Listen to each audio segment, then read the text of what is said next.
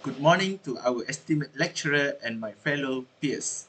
I am Haikal and I will be moderating today's forum. We have a massive task today to unpack the lifestyle of the modern student. We are the first generation to grow up entirely with a supercomputer in our pockets. We use smartphones for everything, from checking lecture notes on the bus to ordering late night snacks. But at what cost? Today, we explore the physical, mental, and academic consequence of our digital habits. With me today are two people who see this issue from very different angles. Shahre, a student athlete who believes in discipline over everything. Welcome, Shahre. Thanks, Aika. I'm ready. I think we have become too soft as a generation, and the smartphone is the primary reason. I'm looking forward to a real honest talk. Straight to the point as always.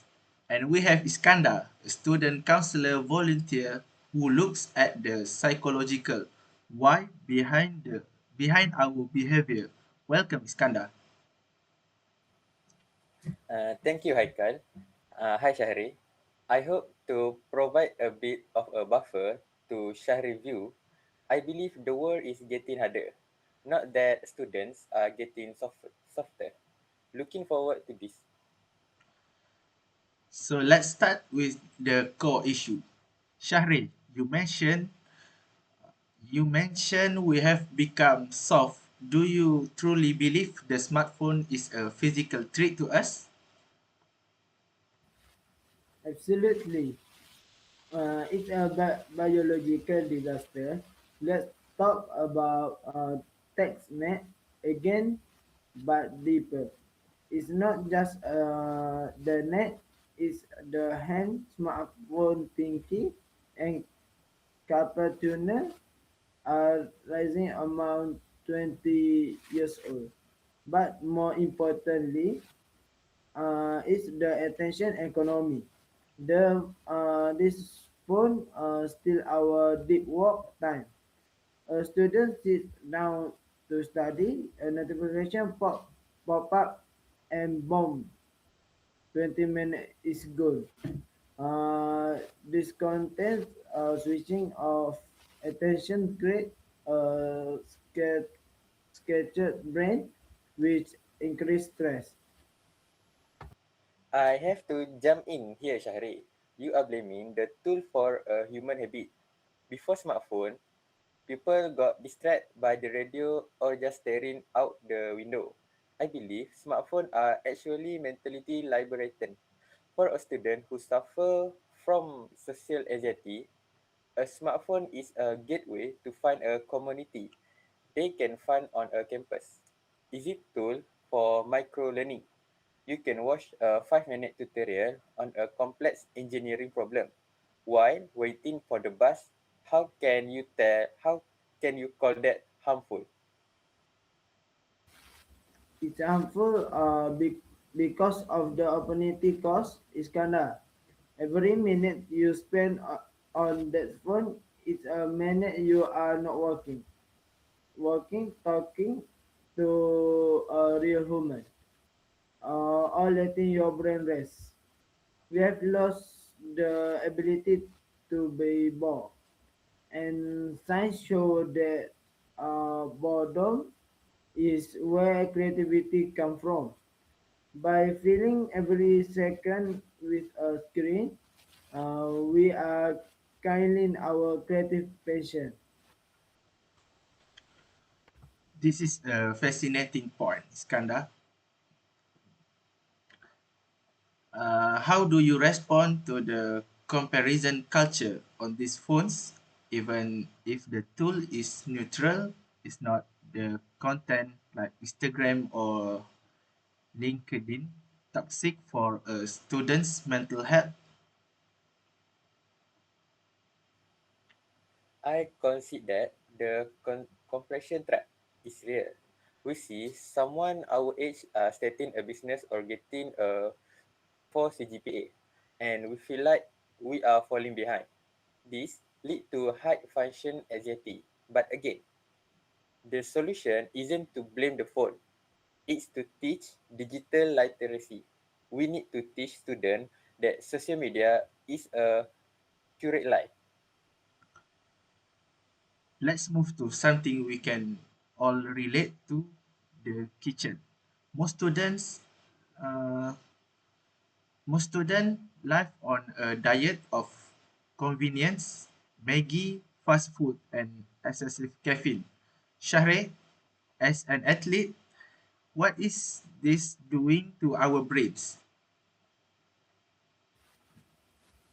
Is sabotaging our investment. We pay thousand in tuition fee, then we feed our brain garbage. The brain use 20% of your body energy. If the energy come from processed sugar and such a fat, your synaptic plasticity, your ability to learn new things slow down. Most lazy students are not actually lazy; they are just malnourished. There is a constant state of brain fog. But Iskandar, is not it true that many students eat poorly because they are broke and stressed? Partially, this is what we call stress eating. When you overwhelmed with assignment, you want a comfort food. You want high calorie, sugary snack because they give a temporary dopamine spike. It's easy to say eat a salad, but when you have 10 ringgit in your pocket and the deadline in 2 hours, a pack of instant noodle is the logical choice. To stress cause the bad diet, and the bad diet increase the stress. It's a vicious cycle. I disagree that it's just about money. It's not about education. You can buy a pack of egg and some frozen vegetable for the same price as a fast food meal. Students just don't know how to cook or manage their health. We have medical illiteracy. Uh, we know how to solve uh, quadratic, quadratic equation, but we don't know how to boil an egg or read a nutrition label. This leads us to our most controversial point. Should the university be responsible for teaching this? Spec- Specifically, should mental health education be a part of the mandatory syllabus? Yes, it should be a core module. In our first year, we should have a subject called resilience and self-care. We need to learn about CBT. CBT means cognitive behavioral therapy technique. Uh, Technically, how to handle grief and how to manage exam anxiety. If it's not in the syllabus, it's not value. I strongly disagree. Iskandar, you are an academic. You know how students react to mandatory subject. They hate them. If you make mental health a great subject, students will just study to pass. They will memorize the definition of anxiety just to get an but but they won't actually apply it. You cannot grade someone mental health. It's a private journey, not an academic one. It should uh, remain remain a support service, not a classroom lecture. But Syahrir, by keeping it optional, you are saying it's a side issue. Students who are struggling with depression often don't have energy to choose to go a workshop. If it in the schedule, they are already there. It's normalized. It normalize it.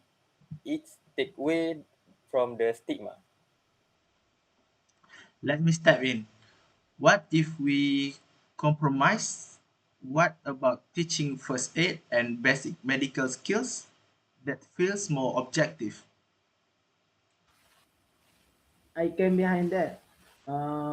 Knowing how to stop a bleed or perform CPR is a hard skill. It's like a lab season. Every student should have it. I agree, but I didn't agree that psychology first aid is just important. Knowing how to help a friend who is having a suicidal thought is a medical case in my book. We have a few minutes left. Let's get practical. For the student watching this right now, feeling stressed, tired, and glued to their phone, what is one thing they can do today? Use the 20-20-20 rule. Every 20 minutes, look at something 20 feet away for 20 seconds. It saves your eyes and reset your brain.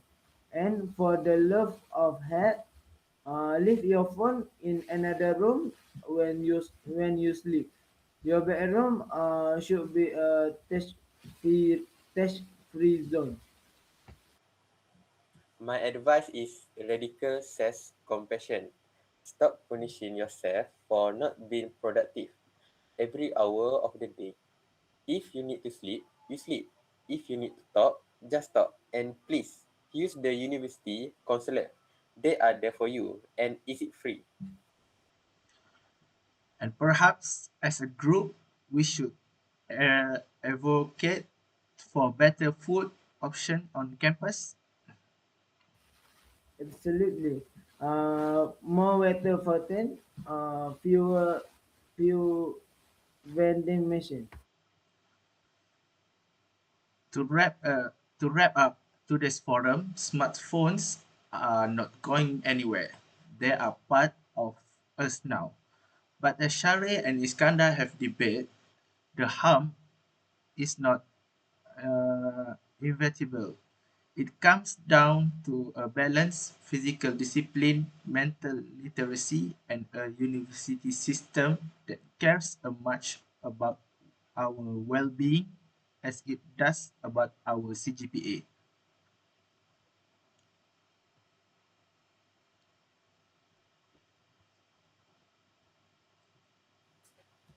Your mental health is your greatest asset. Don't trade it for a grade. Shahri? Respect your body. It's the only vehicle you get for this journey. Thank you both for a spirit and lengthy discussions. To our lecturer and fellow students, we hope this forum sparks a conversation in your own circles. Thank you and have a healthy day ahead. Goodbye. Goodbye.